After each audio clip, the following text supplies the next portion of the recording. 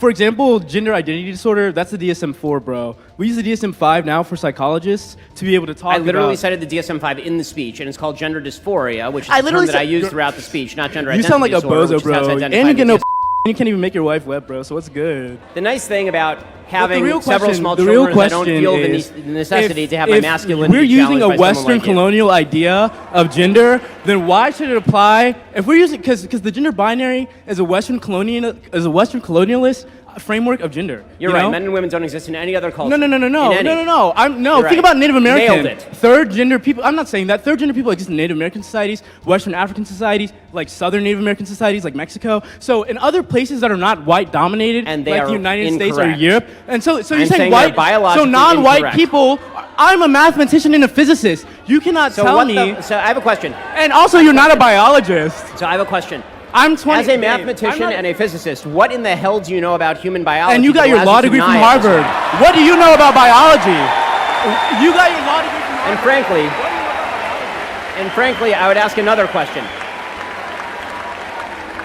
If your logic is so flawed as a mathematician and a physicist, I would suggest that whichever institution gave you an award, revoke it immediately. Ben Shapiro isn't one to shy away from tough debates, especially when it comes to the cultural clash between science and woke ideology. In a time when definitions and truths feel like they're up for grabs, Shapiro holds his ground, insisting on a reality grounded in biology and fact. How does your view of transgender issues work when scientific anti-realism as a concept exists? So therefore, this would apply to any gendering things, including intersex, which can have an XX or XY chromosome and have androgen or estrogen insensitivity. So I just need you to narrow this down. Is yeah, the argument what that I'm things trying... that we don't understand the nature of things because we don't have microscopes, and therefore we can't determine... Okay, here's my problem with that particular argument. The answer is that in 99.8%, 99.9% of cases, you absolutely can gender somebody based on looking at them. Like really, if you're going to use intersex people as an example of not being able to do that, this does not obviate the biological duality of on which all progeneration is based for all of human history and for all mammalian species. Let's walk through some of his most heated exchanges as he takes on woke culture head on. It all starts at a college campus, a setting where debates about gender and identity have become commonplace. And gender are different, effectively gaining the medical consensus for and gender being two different concepts, yet you have a different opinion. Okay, so sex and gender are two different concepts, but gender is tied to biology. So one of the big problems that you see in sort of the argument in favor of trans rights is this notion that gender and sex are completely separable. They're not completely separable. If they are completely separable, then this means that identifying people by their subjective gender really has no relevance as to whether they are a male or a female. Male and female are biological terms. So using terminology like male and female to describe a self-perception of maleness or femaleness is sort of a bizarre way of arguing whether a thing is a man or a woman. A student confronts Shapiro, pushing the idea that gender is merely a cultural construct. For example, gender identity disorder, that's the DSM-4, bro. We use the DSM-5 now for psychologists to be able to talk about... I literally cited the DSM-5 in the speech, and it's called gender dysphoria, which is a term that I use throughout the speech, not gender identity disorder. You sound like a bozo, bro. And you get no... You can't even make your wife wet, bro, so what's good? The nice thing about having several small children is I don't feel the necessity to have my masculinity challenged. If we're using a Western like colonial idea of gender, then why should it apply? If we're using, because the gender binary is a Western colonialist framework of gender. You're right. Men and women don't exist in any other culture. No. Think about Native American. Nailed it. Third gender people. I'm not saying that. Third gender people exist in Native American societies, Western African societies, like Southern Native American societies, like Mexico. So in other places that are not white dominated, and they like are the United States or incorrect. Europe, and so you're I'm saying white, so non-white incorrect. people. I'm a mathematician and a physicist. You cannot tell me. So I have a question. And also, you're not a biologist. So I have a question.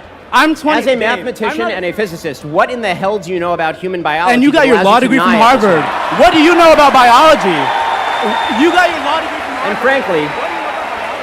And frankly, I would ask another question. If your logic is so flawed, as a mathematician and a physicist, I would suggest that whichever institution gave you an award, revoke it immediately. But Shapiro counters with one of his core beliefs, that gender and biological sex are intrinsically linked. He asserts that while culture plays a role in shaping societal views, it doesn't override the biological realities that have defined humanity for centuries. His stance is straightforward, even if it goes against popular trends. Science and biology are not as fluid as culture might suggest.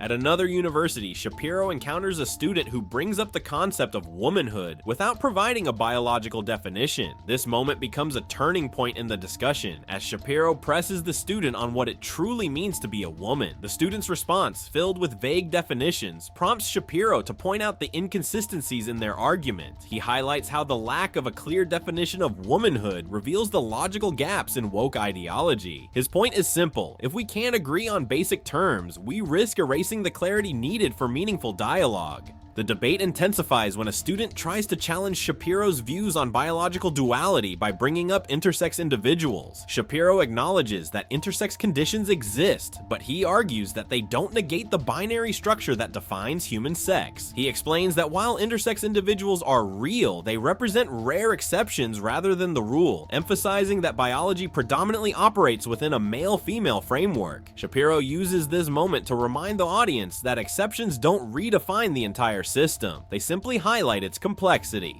One of Shapiro's most famous confrontations comes during a heated television appearance with Zoe Tur on Dr. Drew's show. Why would you call it delusion? Because Bruce Caitlyn Jenner, I'll call him Caitlyn Jenner. No, because it's that's her. You're not being polite to the pronouns. Because disrespectful. Okay, forget about the disrespect. Facts don't care about your feelings. It turns out that every chromosome, every cell in Caitlyn Jenner's body is male, with the exception of some of his sperm cells. It turns out that his brain structure is male. It turns out that he still has all of his male appendages. How he feels on the inside is irrelevant to the question of his biological sex.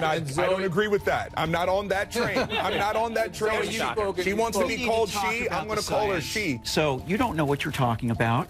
You're not educated on genetics. Would you like to discuss the genetics? Or Well, no, what no. are your genetics? So I'd stay away from the genetics and back to the brain scans. You cut that out now, or you'll go home in an ambulance. Yeah, that seems mildly inappropriate for a political discussion. No, I know. Well, but wait. To be fair, but to be fair, you're actually being kind of rude. And that's not fair. I'm sorry, it's not rude to say that someone who's biologically a male is a male.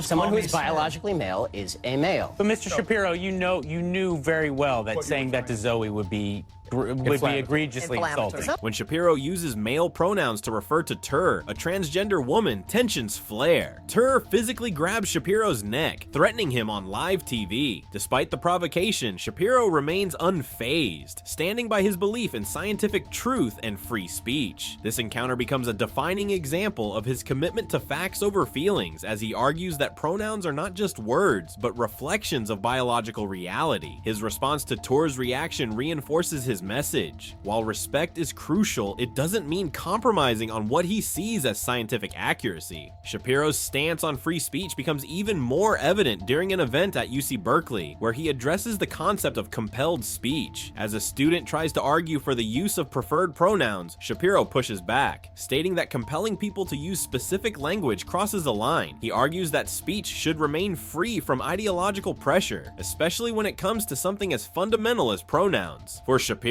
this debate isn't just about words. It's about protecting the right to speak honestly, even when it conflicts with popular narratives. To him, mandated pronoun use is a slippery slope that threatens free expression and scientific truth alike. Shapiro's approach isn't always confrontational. Sometimes it's humorous. At the University of North Carolina, a student accuses him of promoting colonial ideas of gender. Shapiro responds by humorously refuting the notion that biological concepts like male and female are colonial constructs. He points out that these distinctions are consistent across cultures and history, even in non-Western societies. By questioning the idea that gender binaries are a product of colonialism, Shapiro dismantles the argument, making it clear that some concepts simply transcend cultural and historical boundaries. Next, we move to Politicon, where Shapiro debates conservative transgender YouTuber Blair White. Yeah, no, I think there's some truth to that, meaning that I think that there is a utility to the use of pronouns. but that's not quite the same as suggesting that a transgender woman is a she in the objective sense. So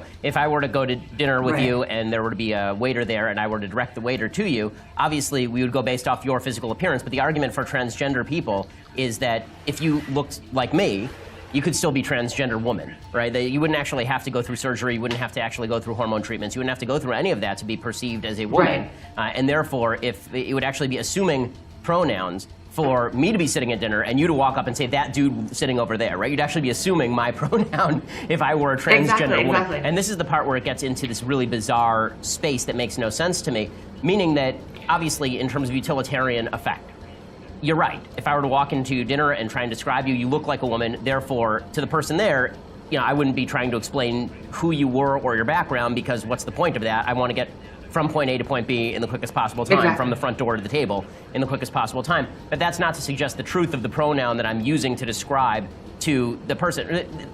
Let me give you a different example. If there were a person who were sitting at dinner and that person were wearing a blonde wig, but the person weren't actually blonde, right? I would say the blonde over there.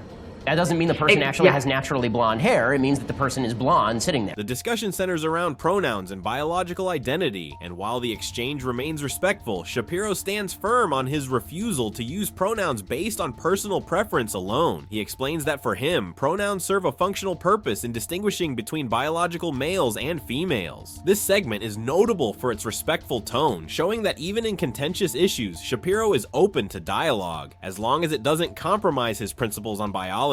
Shapiro's views on gender and transitioning come to the forefront again in a debate on medical interventions for minors. When a student questions him on this, Shapiro argues that allowing children to make permanent changes to their bodies is a significant risk. He compares it to other medical procedures, explaining that while circumcision is a minor, often reversible procedure, gender transitioning is far more complex and potentially irreversible. Shapiro uses this comparison to highlight his belief that children should be given time to grow and mature before making life-altering decisions, especially when it comes to something as sensitive as gender identity. The discussion on transitioning leads Shapiro to address the topic of safe spaces in academic settings. He argues that creating ideological safe spaces can stifle free speech and intellectual growth. At UC Berkeley, he explains that when institutions prioritize comfort over open debate, they risk creating an environment where only certain viewpoints are allowed. For Shapiro, universities should be places where ideas, no matter how controversial, can be explored without fear of reprisal. He sees these safe spaces as shelters that inhibit critical thinking and shield students from real-world complexities. In one of his final debates, Shapiro discusses the complexities of language around gender with a college student who questions why he doesn't use the latest LGBTQ+ terminology. Shapiro's response is a lighthearted critique of how rapidly the terminology changes, suggesting that it's nearly impossible to keep up. His humor here underscores the confusion that can arise when language becomes a battlefield for social issues, making it clear that even those with the best intentions can feel out of step with evolving norms. For Shapiro, this inconsistency only adds to the broader debate on maintaining clarity and logic in conversations around identity. Throughout each of these debates, Shapiro's message remains consistent. He believes that words and definitions matter because they help society make sense of the world. To him, surrendering language to ideological forces undermines clarity and impedes open dialogue. Shapiro's stance isn't just about sticking to tradition, it's about preserving a reality where words mean what they're intended to mean, without bending to every social or political trend. Shapiro ends by challenging the audience to think critically. In a world where the lines between opinion and fact are increasingly blurred, he argues that there is value in holding on to objective truths. His encounters with students, activists, and media personalities serve as a reminder that debate and dialogue, though uncomfortable at times, are essential for intellectual growth. For Shapiro, true respect comes from engaging with ideas honestly, even when it means challenging popular beliefs. Whether you agree with Shapiro's views or not, his determination to confront woke culture highlights an important debate in today's society. How much should we allow social narratives to reshape long-standing definitions and biological realities? His arguments invite us to consider the balance between empathy and truth, respect and honesty. Shapiro's approach may not please everyone, but it raises questions that continue to shape conversations around identity, speech, and science in the modern world.